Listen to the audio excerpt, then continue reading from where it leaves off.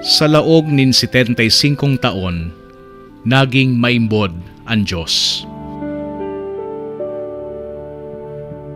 Ang nako ko pong pinaka mahalagang regalo nali sa simbahan, iyo po ang pag-asa, asin ang pananampalataya po.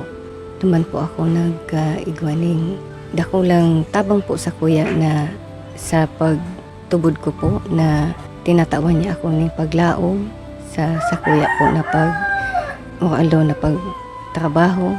Ipinipasa ko po ang sa kuyang pagtubod sa kuyang mga aki sa paagi po kang pagiging maray na halimbawa sa pagtukdo sa indan ng maray na gawi, magpasalamat sa mahal na Diyos araw-aldaw, magtiwala sa iya, asin sa iya sana kami dapat na magkaiguan ng pagtitiwala sa gabos na aldaw po.